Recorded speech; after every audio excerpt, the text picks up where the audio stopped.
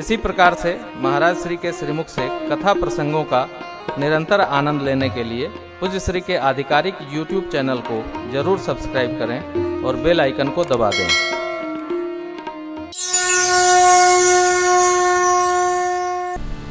नारद जी को लगा मैं तो कामनाओं के देवता को जीत लिया, चले सबको खबर करें। ब्रह्मा जी, शिव जी, अब वैकुंठनाथ का क्रम था, जाने लगे। शिव जी ने समझाया, जैसे कथा आपने मेरे को सुनाया ना, ये काम जय वाली भगवान को न सुनाइएगा, प्रसंग चले तो भी छिपाइएगा। नारद जी वहां भी पहुंच गए।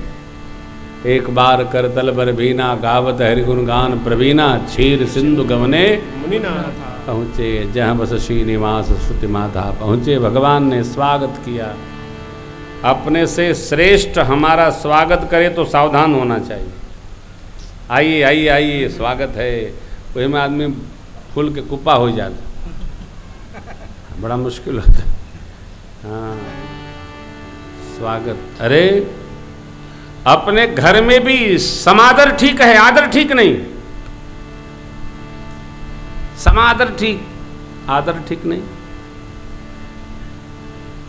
समारे में बहुत मुश्किल होता, इसलिए सहजावस्था में बहना चाहिए, अलग से नहीं दिखना चाहिए, सहजावस्था में। और आप सहजावस्था में रहेंगे ना तो आपको जीने में कठिनाई नहीं होगी। देखिए, नारद जी असहजावस्था में आए, भगवान से काम जय का प्रसंग सुनाए। भगवान समझ गए,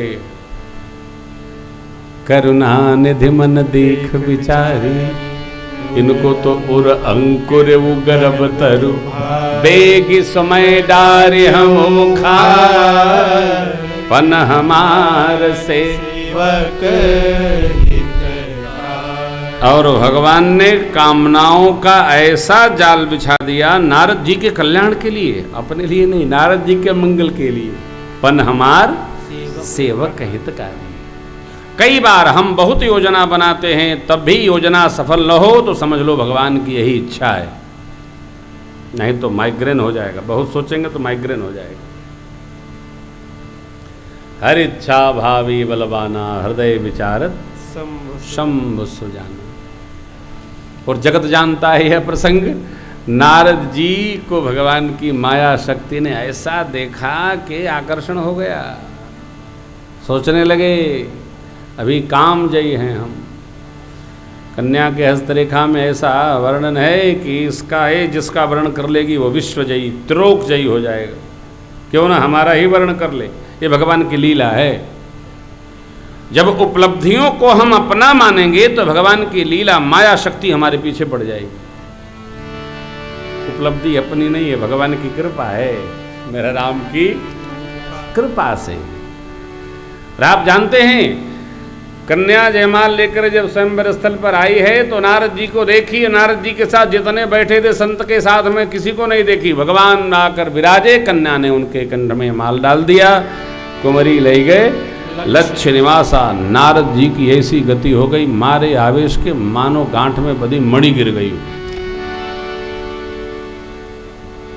नारद जी परम क्रोध में, भगवान जिधर गए उधर ही दौड़ने लगे।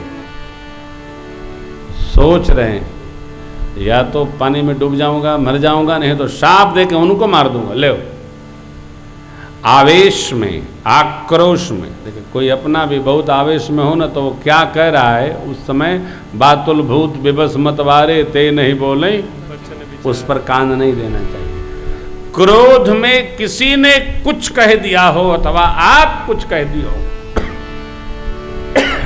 उसका स्मरण नहीं करना चाहिए। एक बार क्रोध भी करिए पर बोध नष्ट ना हो। क्रोधाग्नि कुछ भी जला सकती है, अपने को भी। तो नारद जी क्रोध में बोलने लगे। मार्ग में भगवान मिल गए। भगवान ने पूछा, कहाँ जा रहे हो महाराज? अभी हालचाल पूछते हो, अब मैं समझाऊं क्या? मतत सिंधु रुद्र ही बौराय हो सुरन प्रेर विषपान कर असुर सुरा विष शंकर ही आप रमा मन चार स्वार्थ साधक कुटिल तुम सदा कपट व्यवहार। तुम स्वार्थी हो, कपटी हो। अब पता चला शिव जी को क्यों विषपान करा कह रहे थे, पहले पहले का फल है वो शंकर जी को ही होना चाहिए। अब देखिए क्रोध में बोध नष्ट हो जाता है। असुरों को मदिरा, देवताओं को सेवा कराने के लिए अमृत। उस दिन मैं नहीं समझ पाया, लेकिन आज समझ में आया। ले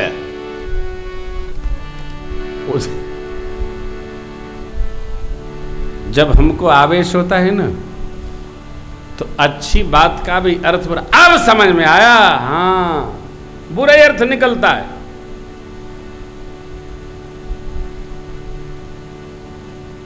कोई आपको लाए और आगे बैठा दे कथा में, अपने पीछे बैठ जाए और न मिले उतनी देर तक आप 3 घंटा कदाचित कैसे भी जोड़ लगा के बैठ ही गए, तो मिलने पर आप कहेंगे अब समझ में आया क्यों आगे बिठाए, जिसे फंस जाए बीच में न जा सके। बहुत करो, क्योंकि अब वो अगला इसलिए बैठाया कि आप सुकून से सुनो। पीछे कोई आता है कोई जाता है, लेकिन जब क्रोध होता है तो सब अर्थ अपने जैसा लगने लगता है, जैसा आप सोचते हैं वैसा होने लगता है। ये भी वर्णन है पुराणों में कि किसके किसके क्रोध पर कान नहीं देना चाहिए।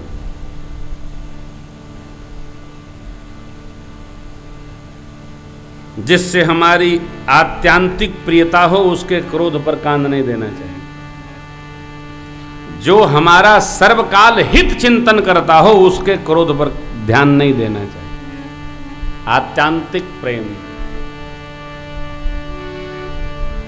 जो हमारे हैं उन पर क्रोध हो, उनको क्रोध हो तो उस पर भी ध्यान नहीं देना चाहिए। जैसे भगवान ने नारद जी क्रोध पर ध्यान नहीं दिया, नारद जी ने भगवान को 3 शाप दे दिया। बंचहु मोहि जवनि धरि देहा, सोतन धरहु शाप मम एहा। कपिया कृत तुम कीने हमारी, करि हैं कीस सहाय तुम। मम अपकार कीन्ह तुम भाई, नारि बिरह तुम हो। नारद जी ने शाप दिया, तब भगवान ने अपनी माया शक्ति के प्रभाव को नारद जी के सिर से खींचा है। जैसे ही परमात्मा ने खींचा, देखिए पंक्ति, जब हरि माया दोरी निभाई, नहीं तहर कुमार, नहीं तहर राज कुमार। ये तब मुनियति सभी तहरि चरण, आ गहे पाही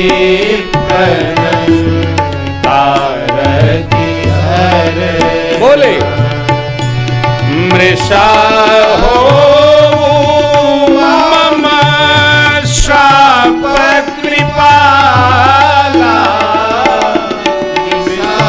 हो मम शाप कृपाला, मम इच्छा कह दीन दया, मम इच्छा कह दीन दया, मम इच्छा, मेरी इच्छा सो दया।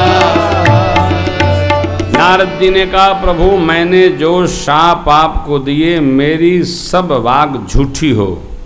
भगवान मुस्कुराए, बोले लीजिए, अब तक तो महाराज आप कह रहे थे मैं जो कहूँ सब सत्य हो, अब कह रहे जो कह रहा हूँ वो सब झूठ हो। कैसे हो सकता है?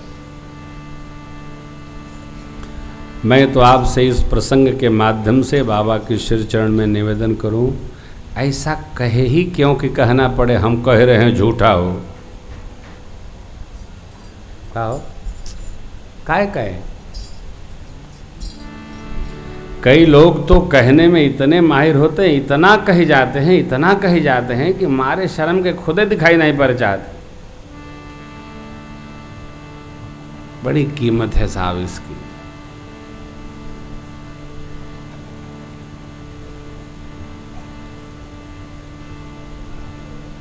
बोली एक अमोल है जो कोई बोले जान, ये तराजू तौल के तब मुख बाहिर। हाँ? गोली बोली, गोली तो जा सकती है, लग सकती है, लेकिन इधर उधर हो सकती है। बोली गोली से भी अधिक लगती है, बहुत लगती है। और आप दृष्टि डालिए, धरती पर जितने भी युद्ध हुए हैं गोली से नहीं हुए हैं, बोली से हुए। बोली झगड़ा करा देती है। एक वाक्य ऐसा निकला जय श्री कृष्ण, महाभारत बोली से हो गया। द्रौपदी जी ने दुर्योधन जी को बोलती और ना महाभारत रचा जाता। एक बार सावधान, घर परिवार में झगड़ा, अरे तुम्हार मलखिन कहली है, तोरो तो कहली है, ला कहली वो भिड़ गए। ये बोली बड़ी विचित्र है साहब, इस पर बहुत सावधान है। हाँ, बहुत सावधान रहना चाहिए। भगवान ने कहा भक्त की वाक कभी असत्य नहीं होती है। महाराज आपने जो कहा वही होगा, क्योंकि ये मेरी इच्छा से हुआ है।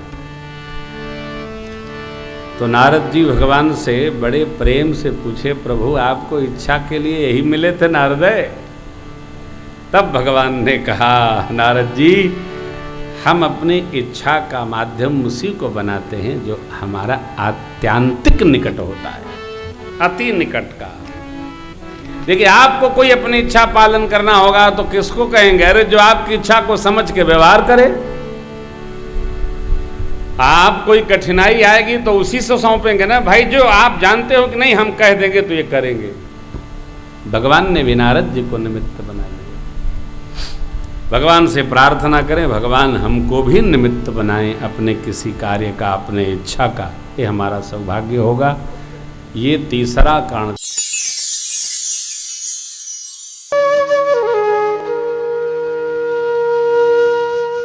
इसी तरह सुनते रहिए, चैनल को सब्सक्राइब करिए, बेल आइकन को दबा दीजिए और पुण्य अर्जन के लिए अपनों में शेयर करिए।